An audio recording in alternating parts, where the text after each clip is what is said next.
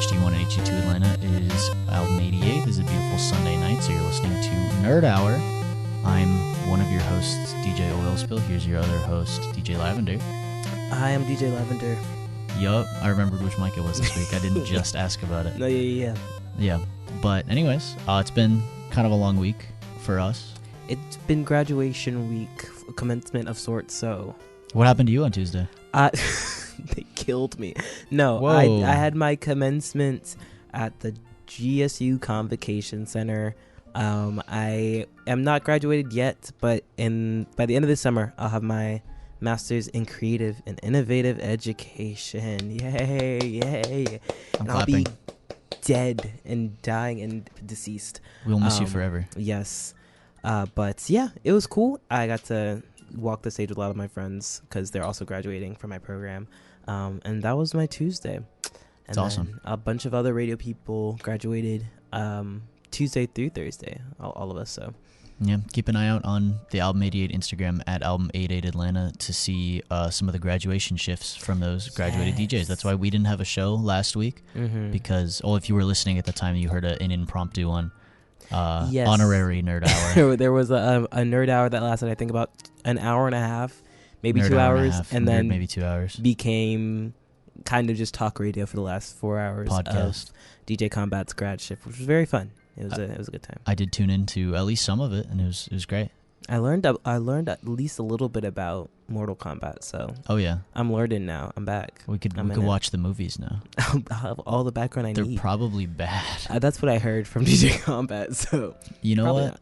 Actually, I'm gonna use this as a segue opportunity. Speaking of video game movies, Okay, yeah, probably good. there's a probably pretty good one coming out Mhm. soonish. I believe it's in like September or That's maybe what like October-ish. September is the date that is really? out at the moment. Well, you just watched the trailer. I saw the trailer when it came out. We're talking about Zach Yes. Kreger's Resident Evil movie. He did the film Weapons, and he Okay. did Barbarian. And he was on the YouTube sketch comedy series Whitest Kids You Know with Trevor Moore. Yeah. Okay. That's how I knew him before I saw Weapons, which was good. But I heard Weapons was good as well. it was a great little film. I saw it in the world's worst theater. And I can tell you all about that later, but that's not important because what's important is he's making a Resident Evil movie. He is. Yes, I just watched the trailer, and I know not much about Resident Evil. Pretty much next to nothing. I know, like, maybe that it's a horror game. Yeah. Okay, there we go. You know anything about it? Like the types of encounters in the game? It's like creepy creatures. Yeah, kind of. That's honestly like more close to what it is than a lot of people would say. Okay. A lot of people say zombies because that's kind of what it's known for. I don't think I was aware there were zombies in there. Really? Yeah. Wow. That's very surprising to me because I don't think I had that background on it. that's the pretty popular opinion of Resident Evil is it's a lot of zombie zombies, one. but Okay. then like there are zombies, but it's the main idea of Resident Evil is that there's this T virus, I think is what it's called. Okay. And it infects people and it's spread through, I don't know, like spit or physical closeness or stuff like that. So it's basically like zombies, Okay. but it can affect you in different ways, which is something that Zach Kreger is very much leaning into based on the trailer we saw. Yes. Okay. Because one of the first shots is that doorway with all like the hands and feet that pop out of it. In different directions and all Yeah, that. and I think that's so cool. I think it looks really cool. I'm not a big fan of horror, but I also think that that's like a lie that I tell myself because I think that is very interesting and well done. It's very easy to appreciate good like thriller movies, but I'm scared so very easily. So I'm excited to be very, very off put by the entire film. It'll be good. It'll be awesome. I also, based on a lot of interviews he's had, he very much is a fan of the games, and even though there's no characters from the games showing up, allegedly, so far as we know, the main character is a completely original character. There is some of the more like gameplay side of Resident Evil coming through, because there's like, Zach Kreger was like, yeah, he's going to have to deal with inventory space, which is a huge part of Resident Evil, because they have like a grid inventory system where items take up different amounts of slots, and then you got to like organize them on a giant grid, like Tetris almost, but it's like you put all your items there. Oh, I see what you mean. All right. And it's awesome. Oh. And he's gonna be basically doing that. And there's also part of the trailer where he's holding like a giant green like health pack basically, and everyone was like, "Yeah, that's a health pack. I've seen one of those." That's the game. That's from Resident Evil. That's fun. Cool. I like that. So you said there's no characters from the game. Allegedly so far. Allegedly speaking, is the Resident Evils? There's like 7 of them or something. There's 6 or 7. Yeah. Is there a linear story between all 7, or is it more like a analog horror thing, like the same universe, or what's the deal? There's through lines. Like I think the first 2 or 3 follow the same groups of people. Like the first one is like a group of police officers enter a mansion to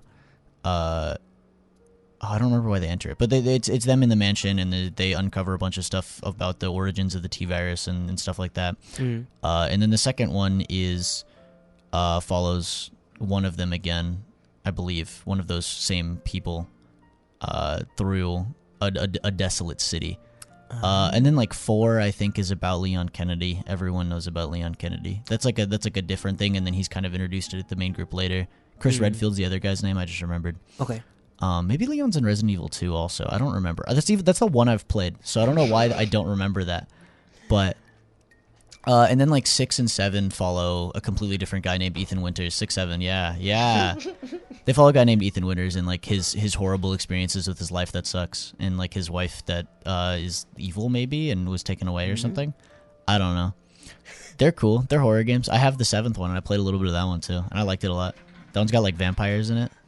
Ooh. And like evil, you go in a big evil castle, and there's like a big vampire woman, and like a bunch of other freaks and ghouls. I know her. Oh yeah. Yes. She was everywhere for a while. She was very popular. Yeah, lots of cosplays. Because she's lit. She's very, very big and tall. Yeah, and that's pretty cool. Yeah, people like that about her. Yeah, people think that's pretty cool. I might think that's pretty cool. Listen, she looks cool from what I've seen of her on the internet. I think all I know about Resident Evil, I had to look it up to make sure I wasn't misremembering, but there's this channel I watch that does a lot of like deep dives into conspiracies and stuff within games like GTA and Red Dead and all that. They did one on like a side quest thing in Resident Evil, and it's about like this house full of people who were all like taken over by like a spore or something, and it was very, very creepy. And so I think of that like small extended like cut of that story, there weren't any zombies, so I thought they were all just creatures and such. Oh really? Yeah. Or they weren't zombies in like the traditional sense, but I guess more in like the Last of Us kind of sense, that it was like a bacteria of sorts that took over their mind, and it grows on you. Yeah. It spreads. Yeah, it spreads through grabbing them, eating the brain. Yeah. I haven't really seen Last of Us either. Really? Yeah, I think at this point I might be the Last of Us to see it. Man, or play it. I hit my roommates with that so much when the show first season came out, because they were all watching it. I haven't gotten through much of the show, but I watched playthrough of the first and second game. So that's the most. Well, that's all the games. Yeah. So I liked 1 and 2. Last of Us is one of those game franchises I like to make fun of a lot, because they just keep remaking the same games. Similar to a Nintendo franchise. Oh, that's happening again this summer. Whoa! Oh yeah. How was that segue? That was good. Was that electric? Yeah. And then I ruined it by asking how the segue was. Yeah, but before that happened, it was pretty cool. Yeah, but check this out. Here, I'm gonna play music, and it's gonna stick the landing really hard right now. I'm excited. Wait, I should turn up the music. Yeah, it's a little. Whoa. Oh yeah. What's this? I hope that comes through. Anyways, it's the Corneria theme from Star Fox. They're making a new Star Fox game, and by a new one, I mean they're remaking Star Fox 64 again. Really funny. Why do they keep doing this? I don't know. So, Star Fox, series since the SNES. Okay. The SNES game follows the Lilat Wars, where Star Fox and crew are against the evil Dr. Andross. Okay. And I don't know. I never played the game. It looked boring. I played a little bit of it because it was on the SNES Classic, and I had that, so I played a little bit of it. And then they made Star Fox 64, which follows Star Fox and crew during the Lilat Wars, where they're fighting the evil Dr. Andross. Okay. But this time there's Wolf is there. He's in Smash Bros. Yeah. I know that guy. And then they did like 3 other games, which are actually like new games, but they're like weird. They're weird games. Weird like different formats, or weird like different. Okay. They're weird like different games. And then they did Star Fox 64 3D on the 3DS. And then they did Star Fox Zero on the Wii U, which was a new game. That follows Star Fox and crew during the Lilat Wars, where they're fighting the evil Dr. Andross. Oh wow, now that's new and fresh. Yeah, but this time your R-Wing, which is like the spaceship they fly around, it can transform into other things. Okay. And people hated it. Yeah, all right. People hated that game. Oh man. People thought that game was awful. Oh man, that's really unfortunate. And so they didn't make a Star Fox game for like a decade, but now they're making a new one. It's called Starfox. It follows Star Fox and crew during the Lilat Wars as they fight the evil Dr. Andross. Let me hold on to my seat. Anyways, as I mentioned, I haven't really played a lot of Star Fox, so I don't have a lot to say about it. But we can talk about the designs, because that's easy to talk about. It's easy to riff on. A big part of this is that the designs are more animalistic this time around. Well, they're all animal people, but it used to kind of just be they had animal heads and then the rest of them was pretty human. But they have like animal legs and stuff too now, and like their hands are sometimes weird. Like Falco has like feather hands. Did he not before? No, he had like human being hands before. Like you see him in Smash Bros, and he's just got like his laser pistol. Falco. I think Falco with normal hands would look weirder. Ultimate. I think he has normal hands. Oh no, he always has bird hands, but it's like more birdy now. It's weird. More feathered. More feathery. Dude, yeah, but like, look, he always had bird hands. That's crazy. Yeah. I think I made it up in my mind, but now their legs are like animal legs instead of like the normal person legs that they have in these games, which is really weird because I guess minor spoilers for the Mario Galaxy movie. Fox is in that movie. What? And he's not using his new design that they revealed like 3 weeks later after the movie came out. Oh. They're using the old design, or like a version of the old design, where he looks like cute and cartoony and not like a fox. But now he's like. It's for the nostalgia, probably. Yeah, but if they wanted to go for nostalgia, they would show him and his crew in the Lilat Wars fighting the evil Dr. Andross. How many times can I do this bit? The answer is not many more times. Yeah, you got a handful maybe. Yeah, but I mean, if they can do it with 13 million times. Yeah, I could say I could do it 5 more times. Yeah, because that's how many games they're in the Lilat Wars, and they fight the evil Dr. Andross. Why are they fighting in the Lilat Wars? Because there's the evil Dr. Andross. I don't know. They're mercenaries. Oh, okay, they're mercenaries. Okay. They're like hired. Star-Lord. Yeah, kind of. Yeah, it's very much inspired by that kind of like rogue, Han Solo type guy. Han Solo, because like Star Fox's dad was like an ace fighter pilot in like the previous wars. Probably not the Lilat Wars. It was probably called something else. But he died, and so now Star Fox is trying to like live up to him. His son Fox McCloud. His dad's name was just like James. It was James McCloud. Hilarious. It's like they all have like animal names, and then it's James McCloud. I am Donald. Yeah, because it's like what like Fox McCloud, Falco Lombardi, which like those are like Falcon and like Fox, obviously. Then there's like Slippy Toad. He just has Toad in his name, and then like Peppy Hair. He's just got hair in his name. Hilarious. Then there's James McCloud. He's just like kind of a guy. That could be like my neighbor. It could be anybody. Could be anyone. That could be you. It could be me. It could be any one of us.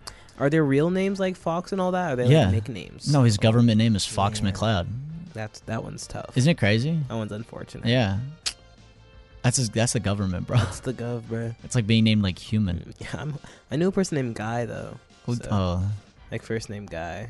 That's not even like a bad name. Yeah. It's kind of a weird one, I guess. I thought it was like a nickname. Yeah. That one was real. I would have thought it was a nickname too. Yeah. But anyways, they look kind of weird.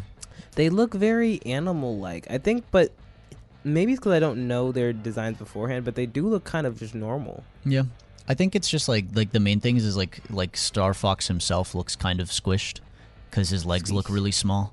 Oh. Because he's got really tiny legs. Because he's got like fox legs.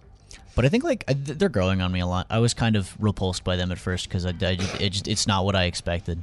But now over time I'm like, yeah, it's fine. I think Falco's his old design, he was like built. Yeah. My goodness. Dude, he's got like a really big beak in the old designs, and in the new one he kind of looks like a chud. He looks very squished, you're right. Falco new game design. But this is the most visual section of this podcast sorry, we've ever done. But I like Falco's bird legs. Dude, I do like the bird legs on him a lot. I think they make a lot more sense. Yeah. It reminds me of the guys from Breath of the Wild. What are they called? The bird people. I've got nothing for you. Bird people. Breath of the Wild. I might have it if I think for like 4 hours. I should know this because like it's Zelda and they're always the Rito. They got bird legs. Mm. You can kind of see them right there. They got bird legs. Oh, because they're fully bird people. Because they're bird. they have bird legs because they're birds. Flying. Yeah. Mm. Anyways, That's very bird-like. I thought I would have more to say about this, but I realized I kind of don't. I just wanted to play the Corneria theme. It's really good. It's a good one. I like it. Yeah. I don't think I've heard it before. Really? Yeah. I haven't played Starfox. Well, I haven't either. It's in Smash Bros. I don't play Smash Bros. either. Oh. I don't play it if I can help it. If you can help it? Sometimes they people really pull me into it. Who do you play in Smash? If you have to. If I must. If you're forced to. If I'm coerced.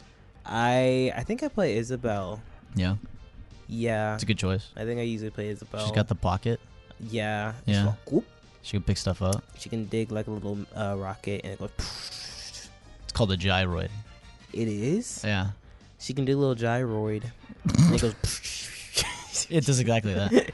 It's from Animal Crossing. Yeah. And yeah, her or Kirby or Yoshi.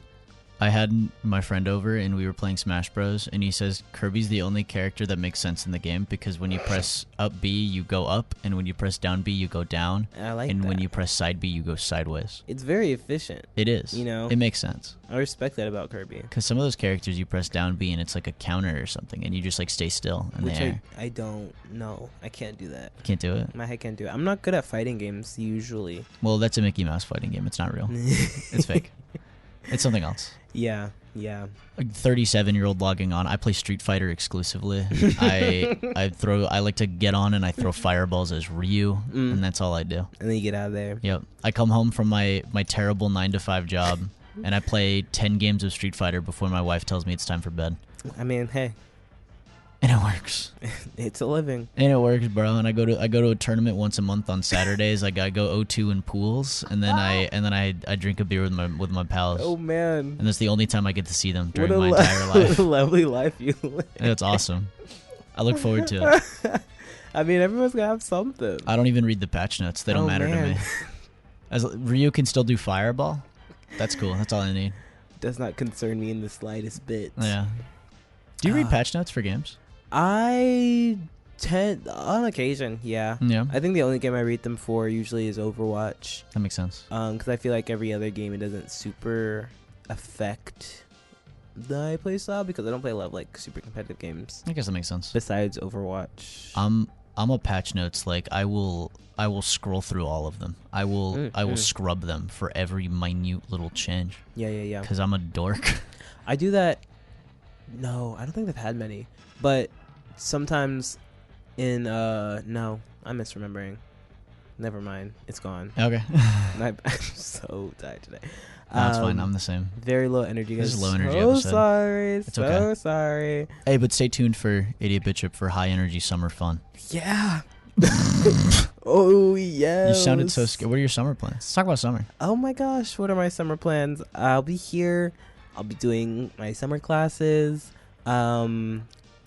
Going to things, playing a lot of games. Going to different activities and such. Like there's like conventions, like summer conventions coming up like soon. Oh yeah. This is my segue. Oh yeah. Yes. Summer conventions. In like next week is MomoCon. Oh yeah, that's which is crazy. It's upcoming. And this upcoming week is DreamHack Atlanta. And I don't know, has DreamHack always been in May? No. Okay. Because we went in October last year. We went in October, but I was talking to someone and they're like, doesn't it always switch between May and October? And I was like, I've never heard this happen. I don't know because I've never really been other than last year, I guess. Me neither. That's why I was like, maybe, but I didn't think so. But DreamHack was really cool. And I loved to go to DreamHack. It was very awesome. fun, but I feel like I always have more fun at conventions like MomoCon because I don't play a lot of games. And so I kind of like everything around games more so. I'm one of the people that I just scan Artist Alley. That's like my main thing I do. I've been meaning to go. I want to go to more panels this year. They're so fun. They That's are. usually what I go to. At Anime Week in Atlanta last year, I attended a friend's panel, and I very slightly I was gonna say I helped them set it up. No, I didn't. I followed them around while they set it up because I was bored.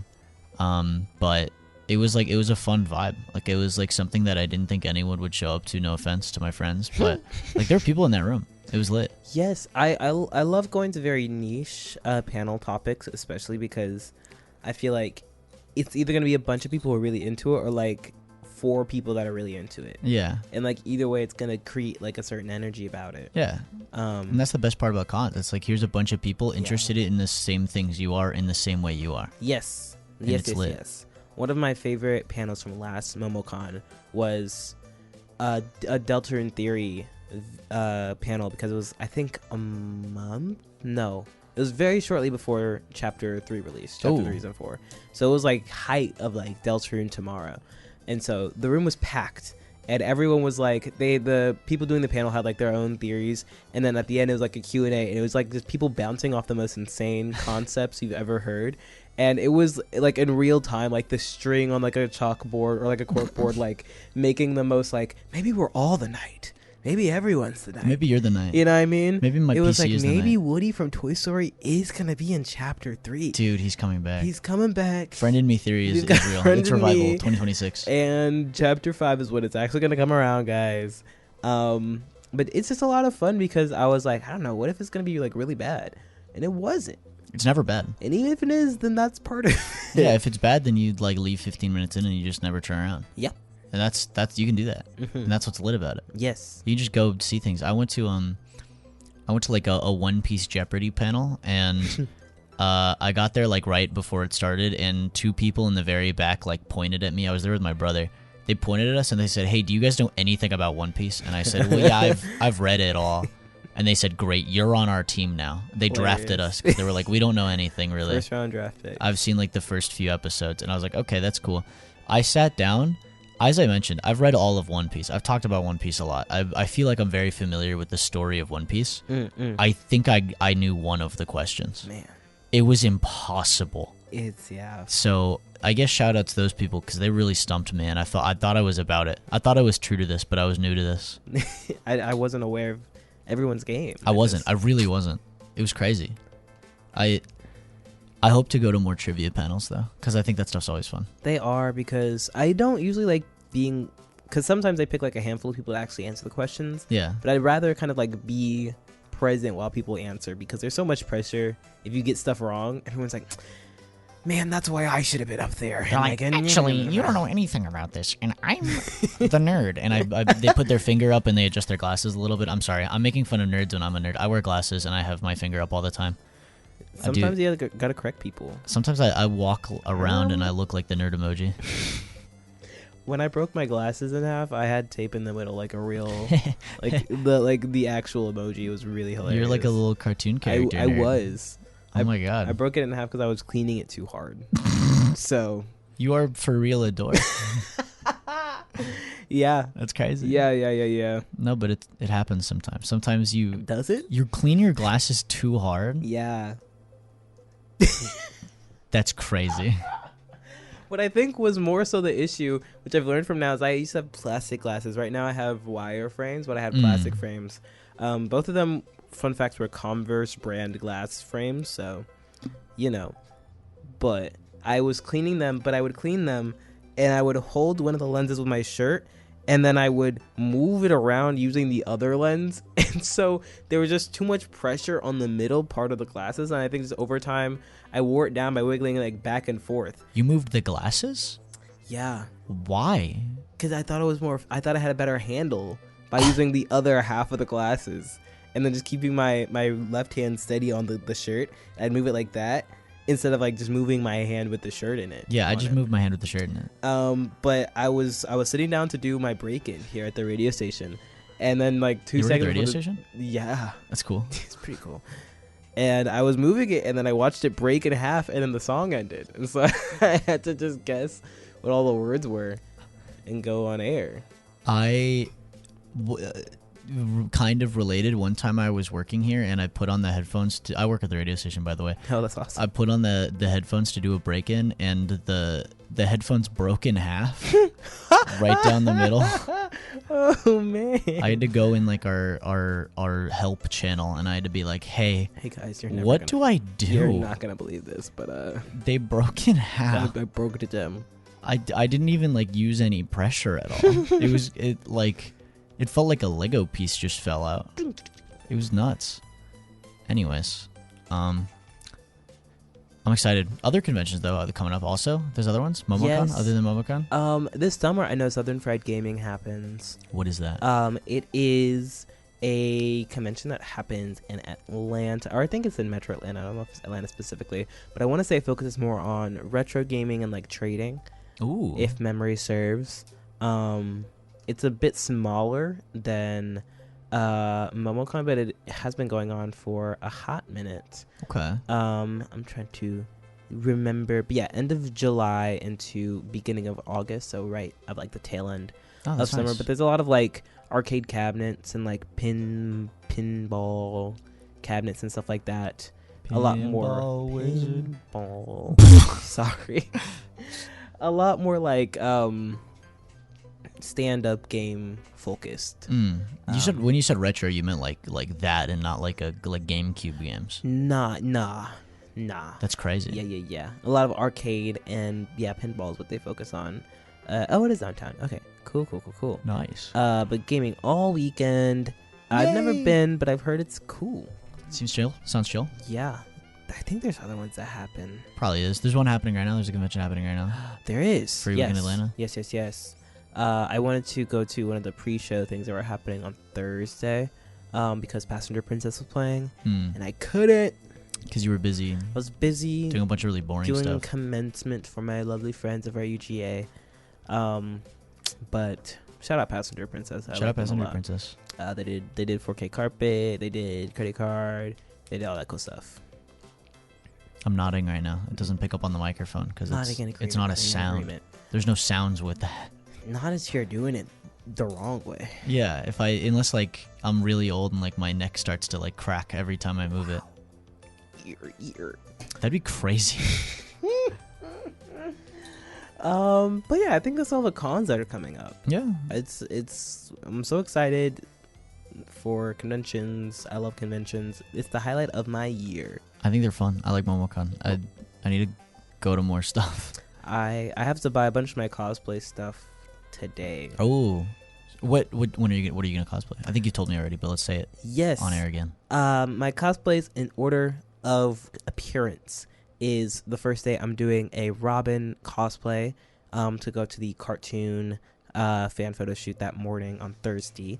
I'm a big fan of Robin a lot. Like Robin as like a mantle and like a character, but I think I'm probably most similar to the Tim Drake Robin, even though he's not my favorite. So that's like the vibe that we're trying to instill. That's what we're bringing. That's what we're bringing to the table at the moment. But they're all cool, I guess. Yeah. And after that, I'm doing. What am I doing? Oh, I knew this off the dome. It's up there. Rase. Doing Rase from. You might have heard this game, Deltarune. Undertale, yeah. Yeah. Sorry that got me. Yeah. I'm doing Rase. I did Rase for the first time at Dragon Con with DJ Fish, who was Chris. And that was a fun situation. But DJ Fish fled the country for tax evasion. So I'm going at it alone, but it should still be fun. And then I'm going to run home and paint my body green so that I can be Riz Gukgak from Dimension 20's Fantasy High. And that's one of my favorite ones to do. And I need more green face paint because I'm at the pan of the green face paint I usually do. Oh. Because I do about 5 layers of Miron Paradise face paint. It's a lot of green. Yeah, it's a lot. It becomes my life for like 2 weeks afterward when it's everywhere. But the layers, like after like the 5th layer, like the 4th or 5th layer, It looks like it's my skin. It's really freaky. Oh. You're gonna be really green. I am, and I have green gloves for my hands because I'll get it everywhere if I don't. Yeah. But I need more face paint. I want to try and do Riz's. He has. So in the second season of Fantasy High, Riz does this whole thing when they're on their spring break where he canonically gets a bunch of like insane tattoos on his arm. Because he's just so locked into like the mystery, and they go on this kind of like party spree, and then he just gets tattooed up and down, which is very funny. He's like the nerd guy, so he has just like a button-up tie and like a sleeve full of tattoos. So I want to get a fabric marker and get those on my actual sleeves. The tattoos are they involved with the mysteries like Memento? There are some that's like Night Yorb, because it was like the big bad's like name, like it's an incorrect anagram. And like I think a bunch of the other ones though are just like random pockets of like flash tattoos. Oh. But I think Night Orb is the most important one because it's so ridiculous. So yeah, I'll be green. I'll have green hair. It's gonna be awesome. You'll be really green. So if you see someone really green, If you see someone really green, it's probably me. And I'll have a red tie and little green goblin ears. And then my last cosplay for my last trick will be. Ooh, who is it? Oh my gosh. I think I'm going to be a Camp Half-Blood character because I have a Camp Half-Blood t-shirt, and I'm finishing one of the newest Percy Jackson books right now, so that's going to be fun. That might be fire. The Chalice of the Gods, which was it's been a good read. Oh, yeah. Get goat hooves and be Grover. Oh. No. You don't want to be Grover? I don't know if I can get into fur legs for all of the day. Oh, that hurt. He's gonna be hot. That would be annoying. I always feel weird cosplaying to the weather, but I also hate being sweaty. So I'm trying to be Asa from Demons of the Shadow Realm for like a day or two, maybe, because I think that'd be really easy. It's the eye patch and the suit. Yeah, it's eye patch and suit, but it's not like a suit jacket. It's like a coat. Yeah, and that's gonna be really hot. Yes, it is. But otherwise, it is like a Chainsaw Man tier cosplay, so it's like it's pretty easy. I was thinking of doing, what's his name, the blonde one. You do? Yeah, but I don't have a blonde wig. Yeah. And I don't. Are you gonna dye your hair black? No. Are you gonna permanently dye your hair black? No, I'm probably not gonna dye it. I'm probably just gonna rock. Alright, well. I'll just call it. Like I thought about being Gabby also because I like her a lot. But But I didn't want to dye my hair blonde because that sounds really annoying. And like black and brown are close enough that I'm fine with it being a little off. I think the eye patch people understand. Yeah, they'll be like, "Oh, you're from the thing." That one thing with the thing. Yeah. Nice. Yeah, and I'll look aura. Yes. With the eye patch. I'm excited to watch the next episode. And I'll go like this, and I'll do the break thing. Boom. I gotta send you the next episode. That's okay. Anyways, we're gonna play our mid song because we're about halfway through, and we'll come back and we'll have a conversation topic related to our mid song, and that's what we'll talk about, and that's what's gonna happen now. Yes. Here it is. Woo. I'll let it play and then I'll talk about it. Yeah. Okay. Sticker Brush Symphony is going away, and then a song is gonna play, and the song is gonna play. Hey y'all, welcome back. What's going on? Hey. Welcome back as well. You just heard "Vending Machine of Love." By the Stupendium. It's the theme from the game Only Cans, which is not a play on words for anything for certain, probably. And nothing else. Anyways, so why did we play that? We played it because the creators of the video game Only Cans, as well as the Stupendium, the creator of the track that you just heard, are getting together to make a more permanent collaboration, and they're making a game studio called Stupendium Softworks. Game studio? Yes. Indie games? Yes. That's cool. Oh yeah. So what kind of games are they gonna make? To my understanding, it's gonna be a lot of more comedic games similar to Only Cans and their other game, which is about dating different pieces of armory. That's cool. So that was pretty funty. But I'm excited because I like Stupendium's music a lot. I've been following them for a hot minute. So I was surprised to see that this was like an official song for the game. Also, I thought that this was like a fan song like they usually make. But no, this was a collaboration. Yeah. So, yeah. What do you know, if anything, about the Stupendium? They made that TikTok song you mentioned. They did make, what is it, the fine print for... Yeah. Outer Worlds. Yeah, Outer Worlds, yeah. That is what it is. Every time I forget. Because I always confuse it with the Outer Wilds, which is like a game that people talked about a lot, which is also confused with Outer Wilds, which is a game that nobody talked about. But yeah. I always confuse those two. But I did see that on TikTok. But that's all his beautiful mustache and sideburns were very familiar. The mutton chops. Yeah, but he shaved those off, so I don't really care anymore. No, I'm joking. Out of it. No, it'll be cool. I think more indie games are always great for the space, because honestly, a lot of the AAA stuff is kind of very samey now. No, that might be a hot take. Not my AAA King's Nintendo. Yeah, dude, but not Starfox, right? No, because like the thing is like Nintendo knows how to make a Starfox game, and that Starfox game is like Starfox and crew, and they're in the Lilat Wars, and they're fighting. You'll never guess this. I don't think the evil Dr. Andross. Whoa! No, I'm joking. Good stuff. I don't know. I guess side tangent. Recently I was talking about this with some friends. I think I miss games that are short. Because like a lot of on that. Yeah, like a lot of like AAA games now are like your Elden Rings and stuff that expect you to sink like hundreds of hours into them, and like I like those. I think those are fun too. But like you play like Metroid Dread, which is I guess also a recent AAA title by a big studio, Metroid Dread. That game, you can beat that game in like 8 hours, and it's awesome. Yeah. But it is hard to say spend $60 or $70 on my game and then it's like 8 hours long. Well, they should just not make it $60-$70. That's true. Which is, I guess some studios are kind of doing that now, because like example, Nintendo, the new Star Fox remake, I believe if you buy it digitally is $50 instead of $70, which is what some of their other. That's still a lot of money. It's not a big enough discount. But This is why Capcom is really great, because a lot of their games, even if they do launch with like $60 price tag, like their recent game Pragmata, which I really want to play, which also is only like a 10-hour game, which is awesome. Normally they're good at putting those games on sale, which is awesome. Yeah, I like that. I love sale. Dude, Steam Summer Sale coming up. Ooh, you excited? When does that happen? Normally it's like first week of June. Ooh. So hopefully I can look at the like 40 games on my wish list that always go on sale, and then I say, I'll wait for a better sale. Yeah. Do I want to spend $10 on this title that's usually $40? I don't know. No. Do I have it in me right now? It's like it's not even like half off. Like I'm good. Yeah. I'll wait.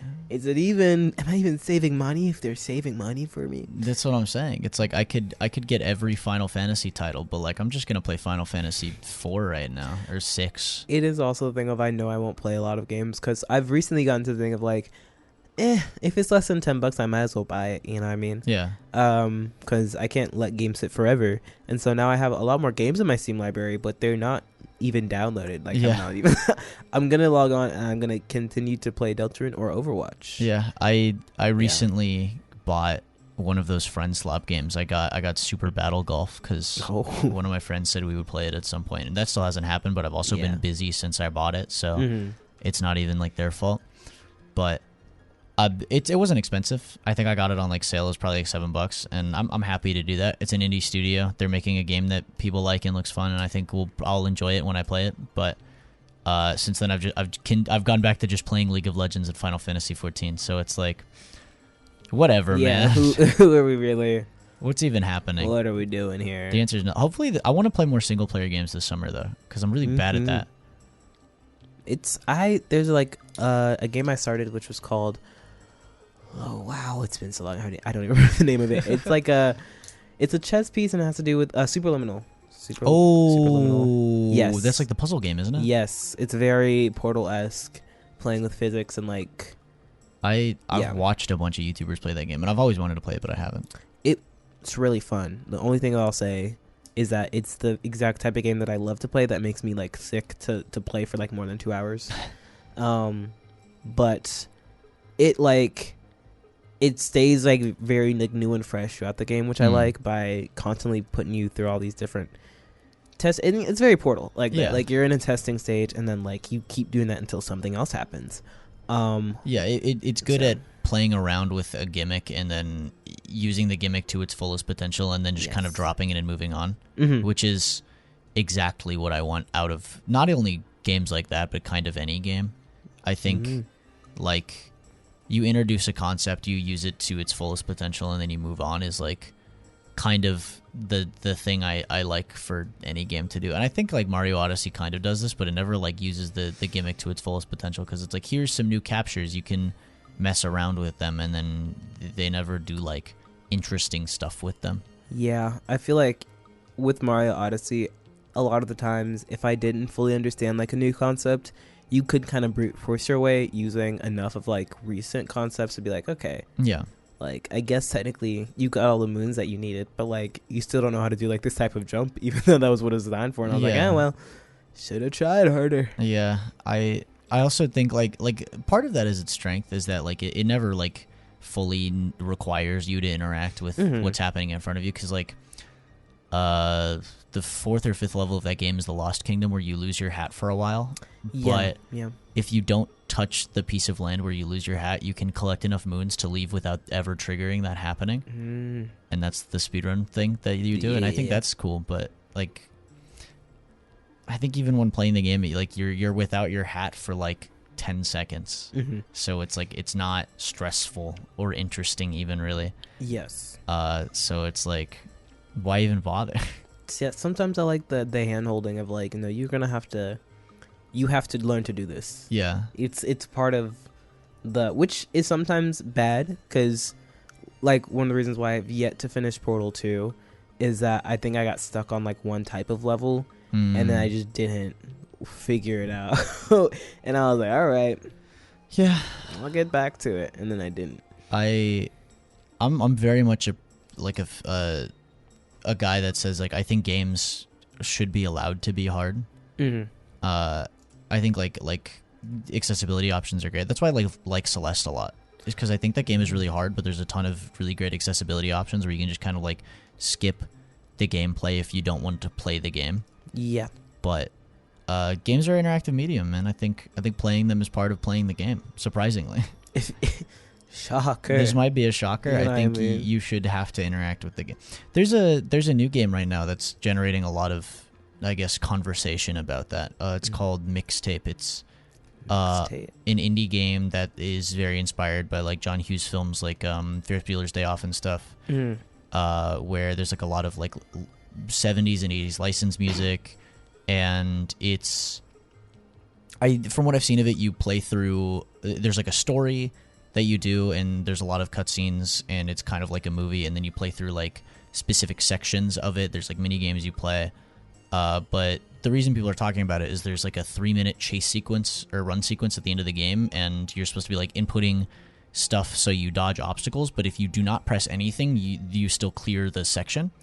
Oh, yeah. And I think that's kind of lame. I think, like you were saying, if that were an option, like say if there was an option to be like, oh, I can't get all these different inputs down. Yeah. And it's like, oh, we'll skip these parts for you. Yeah. But part of it's stakes, like, if I don't think that I'm not going to pass this level if I don't try, then I'm not inclined to try. Yeah, like what's the point of really attempting this if it's like, I can just get up and like make a sandwich and then I come back and it's like, okay, here's the next story cutscene. It's like, who cares at that point? The game is playing itself. I could watch a YouTube playthrough and get 100% of the same storyline. Which is like, if you want to do that, go ahead, but it shouldn't be the only two ways to the only way basically to another medium is to be a backseat gamer to the experience.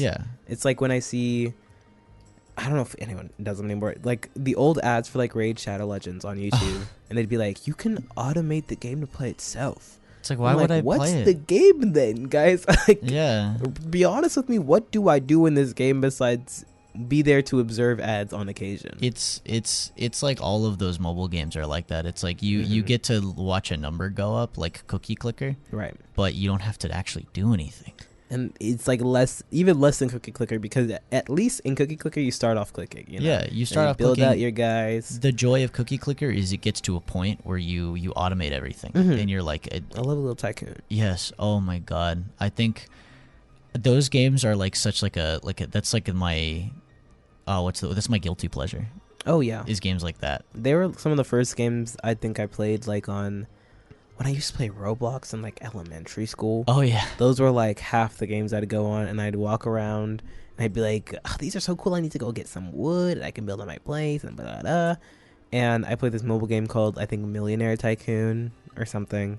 And it was just about getting money from like the perspective of like a business person. Oh, I played that one. Yeah. And so you like build up your guys and all that. But then it gets to a point where I'm like, all right, I did it, and then I delete the game, and then for like a day or two, and I'd be like, all right, let's try again. Yeah, let's go again. But that's what that game is for. Like, I went in knowing that's what I was gonna do. I think I'd feel really uninterested if like a non-tycoon style game was like, we're just gonna. You can just kind of watch it. You can just watch the cutscene. You want to watch it? I was like, I guess. No, I want to play again. Like, I would like to affect how things go just a little bit. Yeah. And get better at like a part of the game that you want me to try and do. You know? Yeah. And like I don't think every game needs to be like Dark Souls or like Elden Ring. No. Like I even like saying those examples, I feel like a little dark part of my heart like attack myself because like those are the example of what a hard video game is from like 2017. People were like, "Oh my god, you haven't played Dark Souls? Are you a real gamer?" And I'm like, not even tapped in. You don't know about this niche really hard game, and if you can't beat it, you're a trash gamer and you're fake and you're bad. And it's like I don't think it's all that, but like I think like the game should expect you to interact with the game at a certain point. Yeah, it's like in a rhythm game, like how they have like practice modes versus like playing a level. Yeah, I think like if games have that, that's fine. But if it was always like you can just press none of them and the level will end, and like you can do the next one, and then just keep not doing that. I'm like, all right, well then, why are we here? Yeah, are we here just to suffer? Yeah, and I think like I think rhythm games are honestly a great example of that because it's like you get points for being good, but if you can do the bare minimum, you can continue playing the game. And I think that's how like a lot of things should be. Is like you will be able to continue if you interact with the game on its terms. And then like if you're really good at it, you get like bonuses, you get like I don't know, like cosmetics or whatever. You get to feel good about yourself, which is the real reward. Yeah. Because feeling good about yourself is great. I have to agree. That's why I'm right there with you. Yeah. Let's get you on Dark Souls. Let's make you feel good about yourself. Will that do it for me? Yeah, because you're gonna fight something crazy and you're gonna be like, wow, I beat it. I persevered in the face of adversity. You know what? That sounds like what happens. It would be awesome.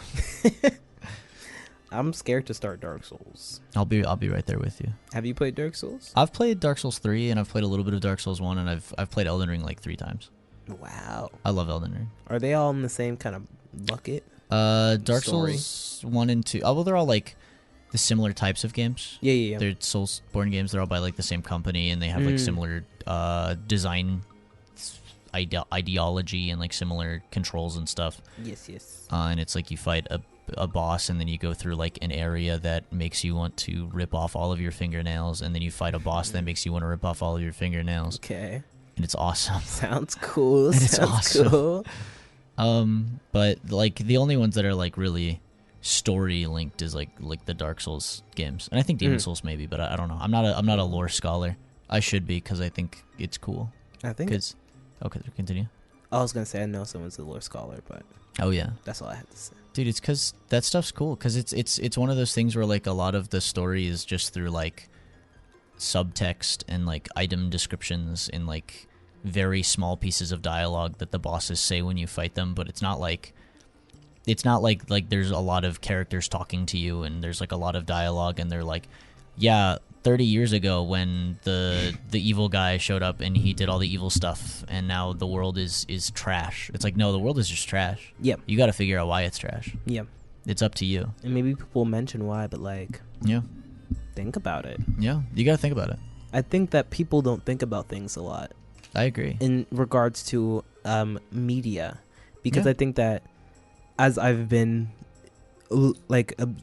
consuming a lot more games in depth, I get to the point where people are like, media literacy is dead, and people think that means like just about like books and stuff, but it's very about like how you interact with anything, like theories about stuff. And people are like, well, they didn't say this, so how are we supposed to know it's the truth? And I'm like, about 14 like different like subtext clues, I think, is probably how you're supposed to know. Yeah, like when they all said it. There's subtext, there's inferences. Yes. You draw conclusions. And, like, truly, like, the only person who will ever know everything about a story is the writer, and even then, that's probably not even true. Exactly. Like, I'm sure, like, if someone were to point out something like, did you mean this? Like, this kind of alludes to this. I've seen so many panels with artists be like, you know what? Yeah. No, I like that. And be like, yeah, that's a cool idea. Let's take what you said. Oh, dude, so it's something, I said we weren't going to mention it, but Invincible. There's like a point in Invincible where the main character, Invincible, changes his suit colors, and they're like a direct, for the TV show at least, if you inverse the colors of the suit, it's just the colors of Omni-Man's suit. Oh. And like somebody sent that to like the original artist of Invincible. It's like, no, because in the comics, Omni-Man's suit is actually like blue. It's not white. So this wasn't intentional at all, but it's like a cool story piece where it's like he's breaking away from who his father was and all of that stuff. So his suit is literally just the opposite of it. But even in the inverse, it invites the idea of Omni-Man. So he can't run away from it. Yeah, he's trying so hard to be not it. Yeah, that it's defining him. Yes, and that's cool.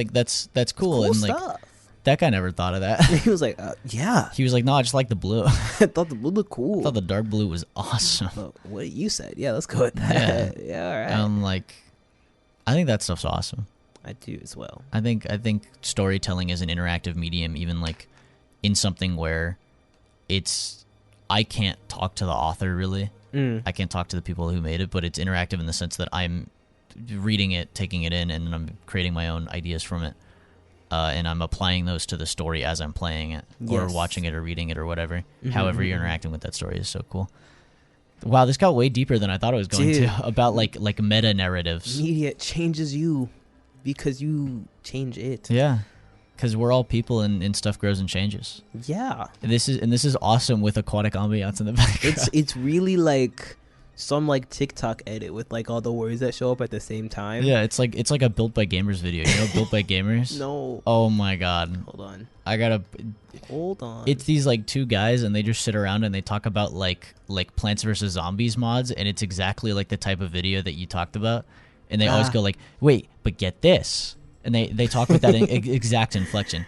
But get this. Now, hold on. The bendy pea shooter, it shoots ink. Oh, does it? Yeah. Oh. But that's what I picture every time I think about like the TikTok edits where like the text flashes on screen really rapidly. Yeah. On the video of aquatic ambiance I'm playing for the background noise, it's just Donkey Kong Country footage. I have been watching it like intently for 15 minutes. It's really bad for me. It's like Cocomelon over there. It literally is. It's like baby sensory video. I feel awful. Oh no. Cause like I can't see you, dear listeners. No, here they go. Well, no, now I'm gonna be sucked in with you, dude. Cause it looks so good. Does it? They gotta make more Donkey Kong Country. Didn't they just? Did they? I don't know. No, they made Donkey Kong Country Bonanza, or they made Donkey Kong Bonanza. It's like it's like 3D. That's why we haven't had a new 3D Mario game in like 11 years. Because it's all Donkey. Because it's all Donkey Kong. I said 11. It's been 9 years. I'm definitely not mad about it. Yeah. Wow, really? Yeah, isn't it crazy? Oh my god. It'll be 9 years in Jesus. October, September. Jeez. Oh, I used to have that date memorized. Oh. That was like the first time I can remember a game coming out, and I was like sleepless waiting for it. Alright, let's see. It's like the 13th, I think. Just give me the date. Yeah. Release date. October 13th. Yep. October 27th. 27th? Oh, that was the other date I was thinking. I'm trash. You gotta quit. I got quiz. You gotta quit. Games. I love them. What was the first game you were sleepless waiting for? It's probably Deltarune. Hard guess. Oh, wait, no, it couldn't have been Deltarune because it was Shadow dropped. It was. I got it when it was still the survey. I ran home from school and I downloaded it on my laptop. I thought it was a virus, as did a lot of people. I wished it was a virus. The first game that I was sleepless for. Oh my gosh. I don't know if I have been. I mean, it's not a game, but like updates to Deltarune would probably be the closest thing to it. Deltarune Chapter 3. I don't think I've been able to do that because when Chapter 3 came out, I was out of town, so I wasn't able to care about it. I had to put that behind me. Yeah, I had to just like completely kill the part of my brain that cared until I got back. Oh man, what games have I been? I'll think about it. I'll think about it. I'm sure it'll come to me. We'll come back to this. We'll talk about games more. We like to talk about games. Yeah. Because we like games. Oh yeah, we do. Yeah. But we're just about out of time. I think so. So I hope you all enjoyed Nerd Hour here on WRAS HD1 and HD2 Atlanta. This is Al Mediate. This is Nerd Hour. We talked about some stuff this week. Starfox. We didn't talk about Marvel at all. No. Oh yeah, they made a Marvel fighting game. Yeah. They put Black Panther and Hulk in. That's pretty good. Watch the trailer. Girl one. It's Girl Black Panther. I will exclusively call Black Panther Blanther for the rest of time. It's really funny. Because of Marvel Snap. Do they call? No, I mean the fans do because they like to. It's like a trading card thing, so they like to shorten names of stuff. Let's play Magic the Gathering this summer. Okay. It's like really into Magic the Gathering. Anyways, that has nothing to do with anything else. I hope you guys enjoyed the episode. I hope all the live listeners enjoy Aquatic Ambiance, and I hope all of our streaming listeners put on Aquatic Ambiance during this section. Here's the end of the show. Put on Aquatic Ambiance from Donkey Kong Country 1. Anyways. I'll see you in a minute for 88-Bit Trip. Oh, yeah. Oh, yeah. Nerd Hour broadcasts live every Sunday from 8 to 9 p.m. and is then uploaded online the next day. You can listen live at WRAS Atlanta, 88.5 FM, or listen anywhere online at WRASFM.org. Nerd Hour is hosted by DJ Lavender, DJ Fish, and DJ Oilspill. Our intro and outro music comes from the Undertale soundtrack and is composed by Toby Fox.